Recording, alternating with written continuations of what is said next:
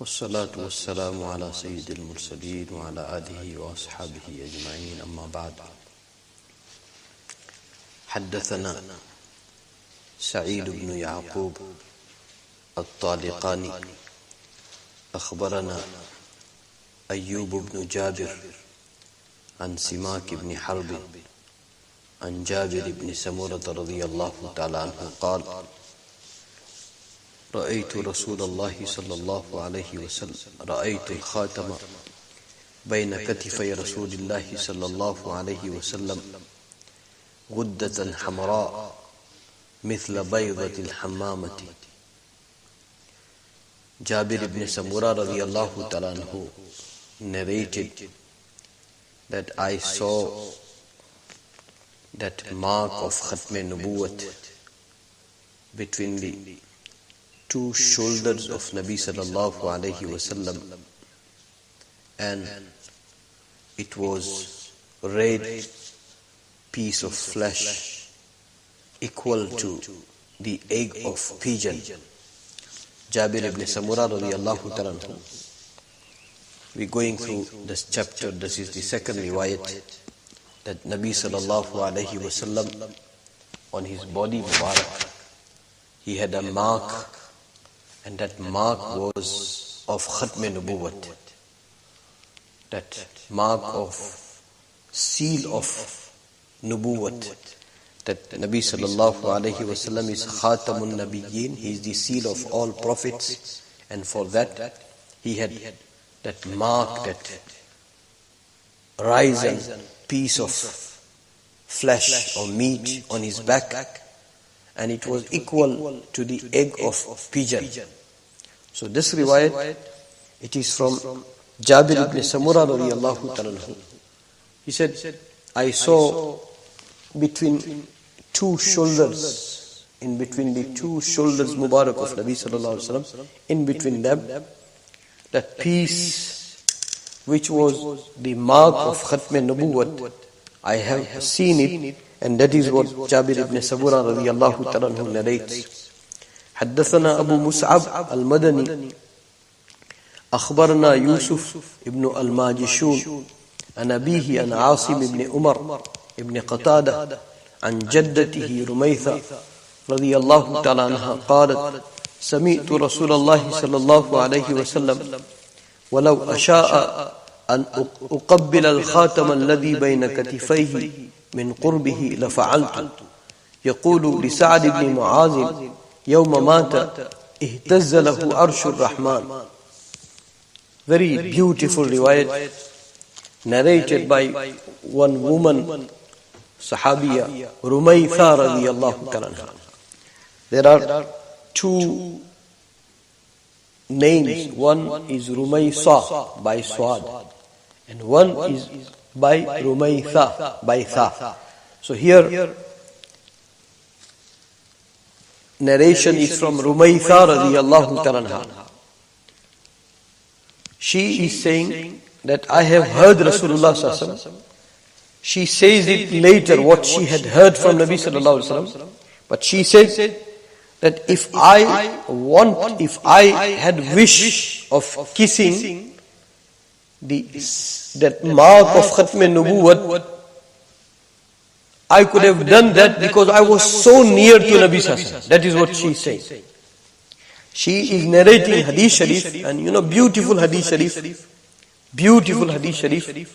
She is narrating, but before she narrates, she describes that, I was so close to Nabi sallallahu alaihi wasallam on his back Mubarak, and I saw that mark of Khatm Nubuwwat, and because I was so near, if I wanted to kiss that mark of Khatm Nubuwwat, I would have easily done, because I was so near. She said that first, and then she said that I have heard Nabi sallallahu alayhi wasallam saying about Sa'd ibn Mu'az radiyallahu ta'ala, the day he passed away. Sa'd ibn Mu'az radiyallahu ta'ala, the day he passed away, I have heard Nabi sallallahu alayhi wasallam saying about Sa'd ibn Mu'az that when he passed away, Arsh of Allah subhanahu wa ta'ala was shaking. Sadness was felt by the Arsh of Allah subhanahu wa ta'ala onto the death of Sa'ad ibn Mu'az radiyallahu ta'ala. He was such a great Sahabi, and his greatness can be understood by the statement of Nabi Sallallahu that when he passed away, Nabi Sallallahu said, Arsh of Allah subhanahu wa ta'ala was shaking. We have done that hadith sharif. We believers, we are so fortunate. When any believer dies, then there are roots. From some roots your tasbih goes. From some root your salat goes. From some root your zikr goes. From some root your da'wat goes. And because you are a believer, some roots, your rozi comes down, your rizq comes down, your sustenance comes down. So, when it comes to person who believe into Allah subhanahu wa ta'ala, when it comes to the person who doesn't believe, we have gone through riwayat. An example, this is a pandemic. When pandemic broke out into the times of Sahaba, Nabi sallallahu alayhi wasallam said, anybody who is caught with that pandemic and he is a believer, it is mercy for him. And person who did not believe into Allah subhanahu wa ta'ala, then it is a punishment for him. Exactly on the same way, risk comes down for every creature of Allah subhanahu wa ta'ala from certain roots. So Nabi sallallahu alayhi wa sallam said, according to a hadith sharifa, that when believer dies, those roots from where his amal used to go, roots and those windows, they cry. And those windows and roots, believers' risks and sustenance used to come down, they cry that we will not be used now for this person. That's why they become sad. Like that, the greater your connection to Allah subhanahu wa ta'ala, greater your obedience of Allah subhanahu wa ta'ala, greater your nearness and dearness of Allah subhanahu wa ta'ala, that's how, every creation of Allah subhanahu wa ta'ala feels. We had gone through that ayat, فَمَا بَكَتْ عَلَيْهِمُ السَّمَاءُ وَالْأَرْضُ وَمَا كَانُوا مُنذَرِينَ. Some people, when they die, sky cries for them. Heaven, they cry for them. So here, Hazrat Rumaysa radiyallahu ta'ala said that I have heard Nabi sallallahu alayhi wa sallam saying that day Sa'ad ibn Mu'az radiyallahu ta'ala who passed away, Nabi sallallahu said that today Arsh of Allah subhanahu wa ta'ala, Arshur Rahman was shaking. Ihtazza Arshur Rahman. We have heard that hadith sharif that when divorce takes place, it is such a displeasing act. It is taking place because of that Arsh of Allah subhanahu wa ta'ala shakes.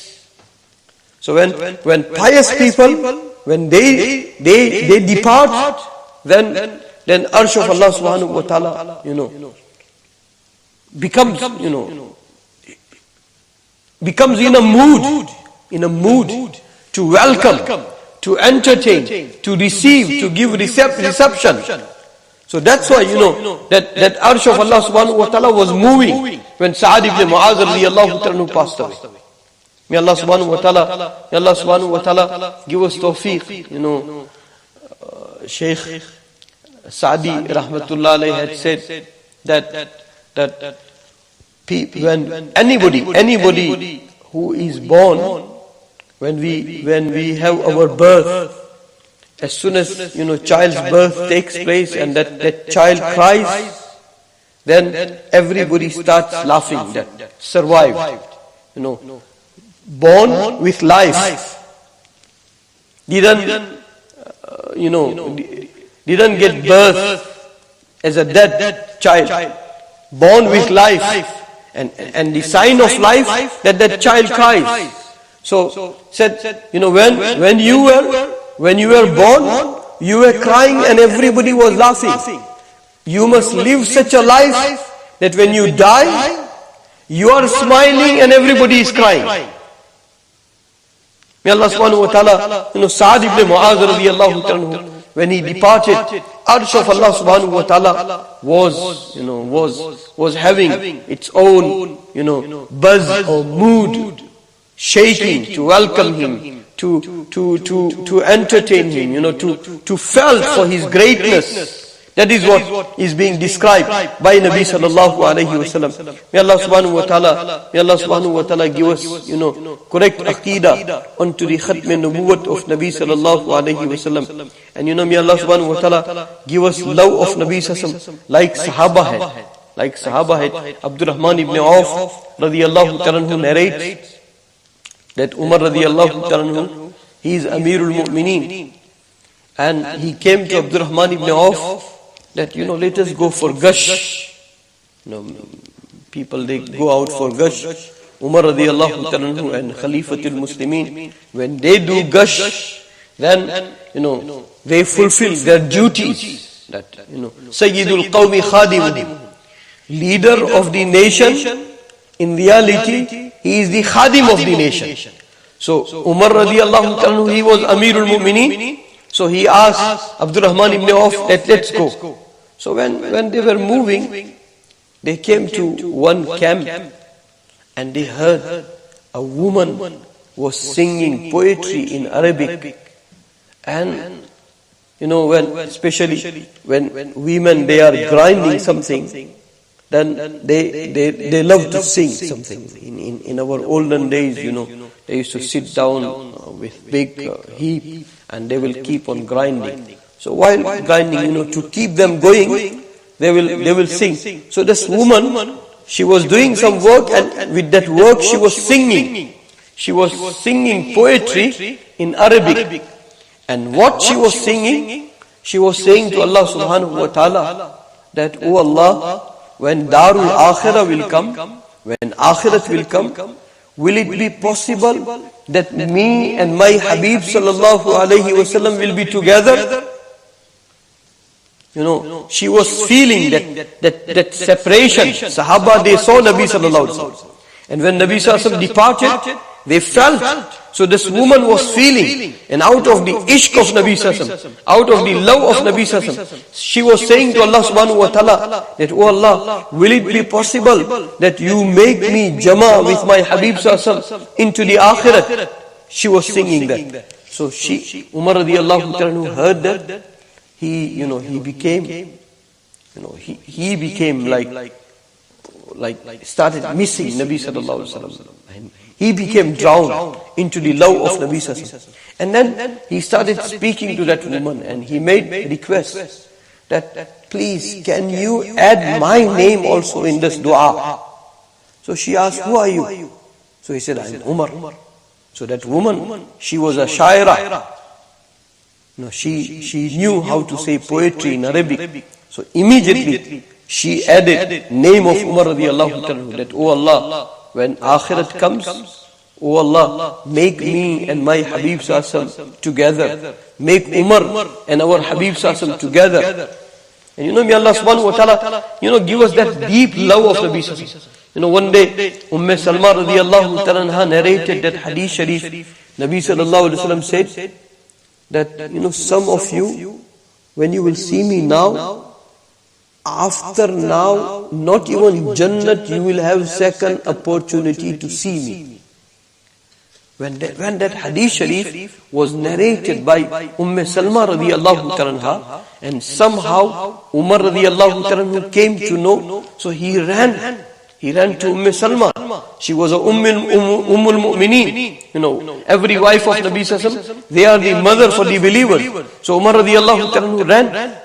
And Umar radiyallahu ta'ala said that, "Have you heard?" She said, "Yes." So he said, who will be those people? So Umar radiyallahu ta'ala, kept on insisting. So she said, because you are giving me qasam, that mention names of those who will not even have opportunity to see Nabi Sallallahu Alaihi Wasallam in Jannat. What a deprived person that will be. In that Jannat, you will not enjoy with your Habib Sallallahu Alaihi Wasallam. So Umar radiallahu ta'ala said that you will have to tell me name. Salma radiallahu ta'ala said that first and last time, because you gave me qasam, I am going to tell you, I will not tell anybody else afterwards. Umar, your name is not there. Your name is not there. Umar radiallahu ta'ala became happy. Imagine the love of Nabi Sallallahu Alaihi Wasallam. In Majlis of Zikr, we have shared many times that, we have that cup, we drink water.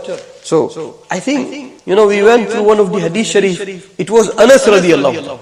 If I am not mistaken, it was Anas radiallahu ta'ala who had that small cup in which he used to give milk and, things which can be drunk.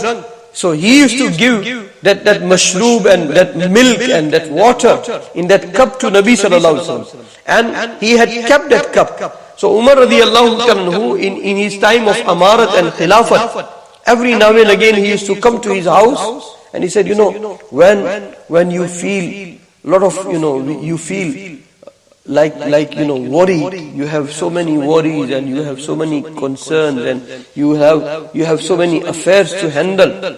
So you need peace of mind. So when I need peace of mind, I come to your house. Give me some water in that cup from which my Nabi Sallallahu Alaihi Wasallam used to drink. And when it used to be given to Umar radiallahu ta'ala, Umar radiallahu ta'ala will make sure that he will drink from every side.